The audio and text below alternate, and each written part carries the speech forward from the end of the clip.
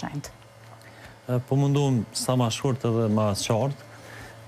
Muhamedi alayhis salam ka thonë se ai që nuk i lën fjalët e kota dhe punët e kota, Zoti nuk ka nevojë për agjërimin e tina. Andaj domethënë nëse bëjmë një lloj kësaj agjërimi, atëherë t'ju kthejmë vetes tonë se kemi njënën prej dy të lasheve, ose kemi problem me sinceritetin ton, ose nuk e kemi kryer agjërimin që duhet, edhe kjo nuk ka reflektuar që na më u përmirësu. Nëse të qesin hundët gjak, pa marrë parasysh nëse ngacmove apo jo, a prishet agjërimi? Jo, nuk e prish. Nuk e prish agjërimi? Jo, nuk e prishes. Çka duhet të bëjmë më shumë gjatë këtij muaji dhe kur është momenti më i mirë për të bërë lutje? Koha më e mirë për lutje është koha e iftarit. Punë në përgjithësi, domethënë sa më shumë punë të mira, njihet agjërimi, pastaj namazi, leximi i Kuranit, sadakaja që është shumë e rëndësishme me dhënë tjerëve, nxjerrja e zakatit për shembull tek njerëzit që kanë arritur atë vlerën e zakatit edhe ka kalu një vit hënor. Domethënë këto punë e mira u mundu sa më shumë që me i bë edhe tjetra shfrytëzimi i kohës në formën maksimale.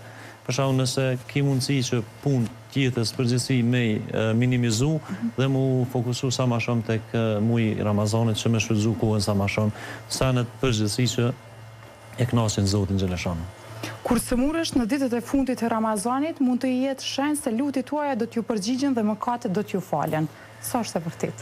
Në përgjithësi, kështu dietarët ka thonë që nëse gjenë vështirësi në agjerim, për shembull, sidomos kohët e verës që tash i kemi kalu ato dhe kam nuk kthy prapë, domethënë, është një tregues, domethënë që kish problemin më të madh dhe është një tregues pak që tregon se agjerimi është më i pranuar, mundet me qenë edhe kjo.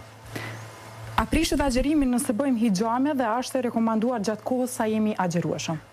Jo, agjerimi nuk prishet kur bëhet hijame, për është e rekomanduar, ajo nuk kam kështu ndonjë informacion, është më mirë me i pyet njerëzit që merren me këtë profesion, në aspektin shëndetësor është më e dobishme apo jo. Pyetja tjetër thotë kështu, nëse një vakt i namazit nxen duke e falur namazin paraprak, a numërohet?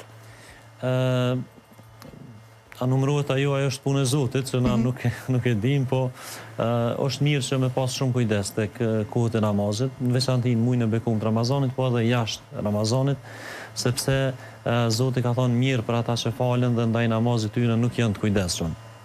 Më thonë, e që është puna për njerëzit që ndoshta nuk falen heq, është një kërcënim bajegi i madh prej anës Zotit, jo prej anës tonë, që duhet me pas shumë kujdes tek